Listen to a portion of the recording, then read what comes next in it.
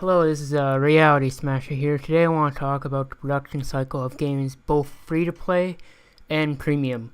Most games start off an idea for a mechanic, start off an ongoing franchise, or a story idea. But some games start off the worst, I think, with some business guy coming down from corporate saying, let's make a copy of some other successful game. But that's a topic for another show. It starts off with the pitching of an idea with the people who will be funding it. They always want some sort of gimmick or something that makes it special or different. A good way to get them to buy into it is referring it to another game. It takes about 3 weeks or 6 months to get most of the people who will be funding it on board. So you have to pitch it, and they criticize it. Then you have to re-pitch it over and over again. And once they accept it, it gives it something called green light, where it sits on the soon-to-be done kind of board thing, I guess, where you have to wait for other employees from the company that will come along and actually help you make the prototype. So once after probably 2 to 3 months of waiting, you get into the prototype stage where you actually have to build the actual main gimmick with a programmer and a concept artist. And so you have to pitch the prototype to the same corporate team over and over again. Sometimes they always want to see at least the prototype twice in 2 different versions. So it takes quite a while for them to accept the prototype and actually give it to approval. And once you get into approval stage, you have to wait this could take a week to 6 months to actually get a proper team together or a small team together to make all decisions in pre-production, which is the next stage. In pre-production, you have to make the game document, which tells the genre and such, which I'll go over in another video. You have to decide what engine you're going to use, what computer language that engine is going to use, starting up all the character building, writing the story, some other things. This could take, in this sort of pre-production area, it's been nicknamed Mucho Fun Time since you don't actually have any deadlines. So this could take anywhere from 6 months to 18 months. And then after that becomes production. In production, you actually have to build everything in production, but sometimes I've seen some people use their old prototype, which is an awful idea for production. And for production, it takes like 3 months to 4 years.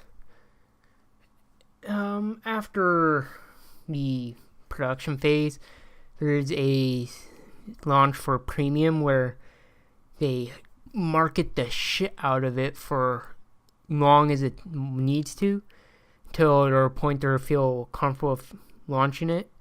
For a premium launch, it's in this little sort of advertising pizzazz area, hype area. They make patches, which is a lot of people hate day one patches, and then they make a lot of DLCs for it, which is okay, but again, in another video I'll get more to DLCs.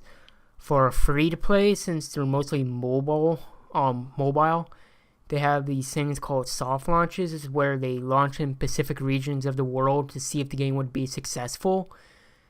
In soft launches, this could take 1 week to 6 months to gather up enough data to see if it would be successful.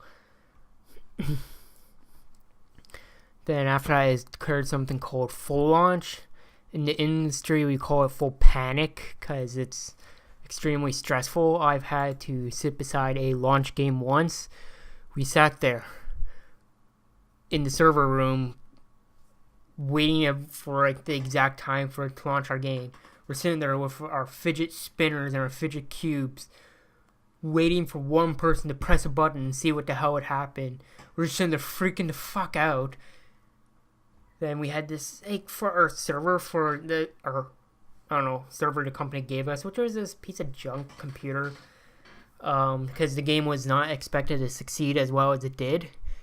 And we're just sitting there watching the computer blow out smoke through the back until it caught fire. It was the funniest thing ever. We're just sitting there freaking out.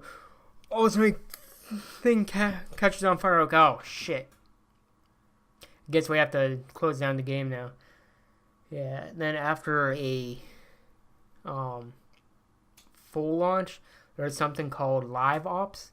It's where it's constantly being updated and what is it called? Added new quests, added live events, anything like that. For as long as there are still people playing the game.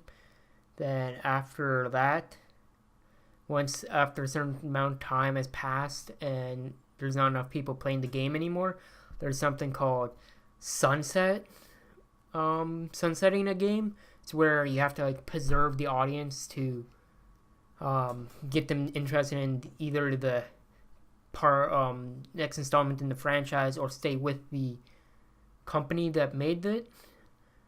This could be anything from taking off all monetization so they can have as much fun as they want or anything like that. Some companies I've seen do it where they just let the game go on forever without even updating it anymore, and to a point where it just lets the game die on its own, so it can try to squeeze out as much monetization out of games as possible. So yeah, that's the entire production cycle for most games I know of. Yeah. Next week, I'm most likely going to talk about the 4 main methods of free-to-play monetization. And yeah, I think that's it. See you guys next week.